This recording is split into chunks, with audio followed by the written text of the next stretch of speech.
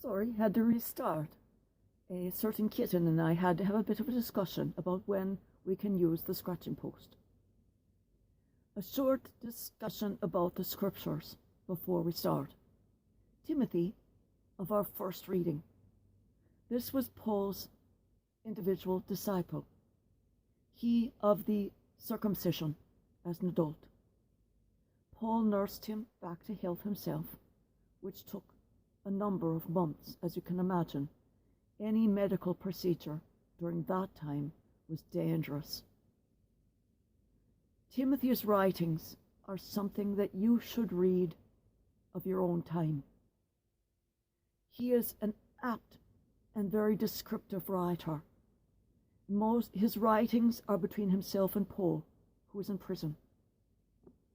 And he will describe things that are very pertinent to today. Please read his letters, or epistles, if you will, and read them now. As for today's gospel, I find it very, very funny. The Sadducees, who do not believe in anything occurring after death. They believe you die, you're dead, you're done. It's very easy to remember them, isn't it? Die, dead, done. But they're asking about these 7 brothers with the one woman, God help her, and what will happen to them when the dead are raised. They don't believe in the dead being raised. So why are they asking this question? That once area of Mark's gospel, I've always wondered, why would the Sadducees be asking about that? Our lesson for reflection today comes to me from the Most Holy One, the Dalai Lama. He assisted me greatly on writing this.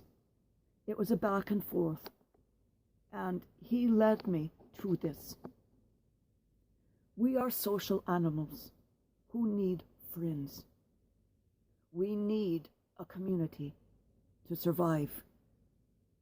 Friends are made on the basis of trust, which only grows if you are kind to people.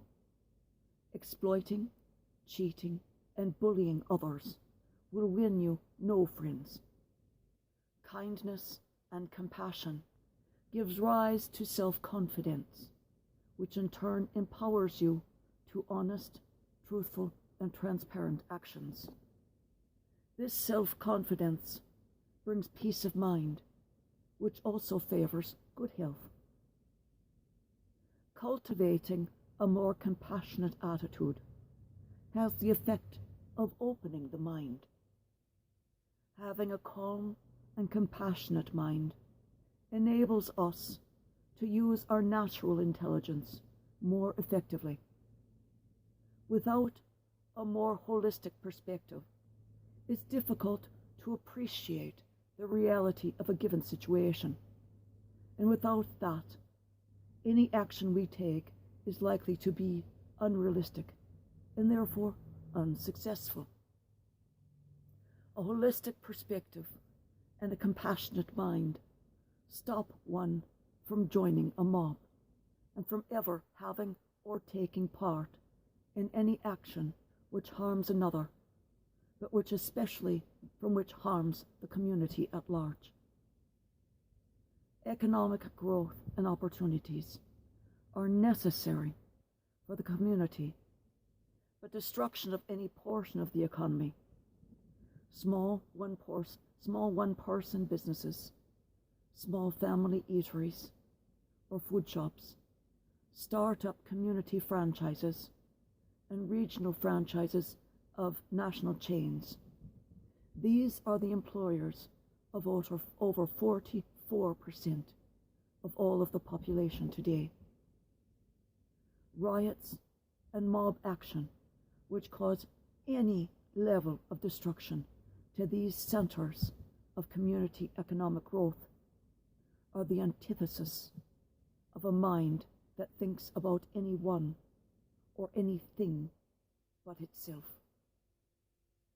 It is a self-focused, inner-focused mind, like an immature small child. It is unwilling to look at the full picture, the holistic, focused picture, the full range of what they have done. There is no glorious struggle for freedom or fighting for our pain when you act like an immature child throwing a tantrum. You must communicate like an adult, with your full mind, using the words and the education given to you by God, using the gifts of truth, honesty, and righteousness offered of you to God. A mob is a curious entity. While it is made up of hundreds of individual bodies, it is of one body, similar to how we are one body in Jesus Christ through his death and his blood. A mob is made up of many individual minds, but it acts as one singular entity with a single goal of the unit: of late, loot, destroy, and then it becomes individual cells again, individual human beings in their tantrums as they each run away with their spoils. But a mob does speak and communicate.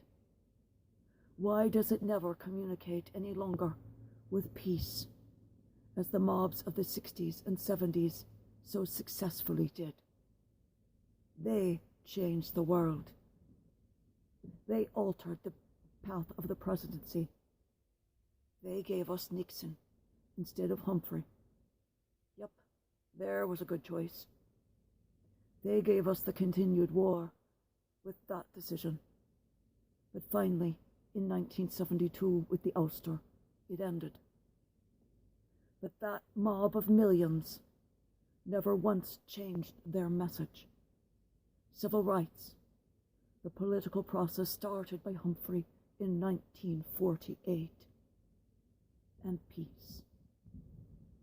They achieved the former, continuing the fight for the latter without ever resorting to the death, violence, or destruction visited upon city after city these days. Why can't anyone now communicate, speak of their issues in non-hyperbolic speech, use words not meant to inflame, nor rile, not meant to be a dog's whistle, but words of compassion, of truth, of honesty, and of love and acceptance? Words meant to convey, we wish to work together, and let's all of us solve this problem once and for all time and all people. That can only be done with love of each other, acceptance of all persons as a place of starting, and then using regular words, not political words, not $10 words, not even $2 words, but words like yes, no, us, we, first, together, and not ever, never, always, every, and forever. The first list opens the door and keeps it open. The second list slams it shut, locks it, and says, we won't listen because I wish to carry everyone's grudge with me forever, even though it isn't mine to carry. Together with compassion. Together as a community of persons created by one Creator. Together we will win. Separated, we will all fail.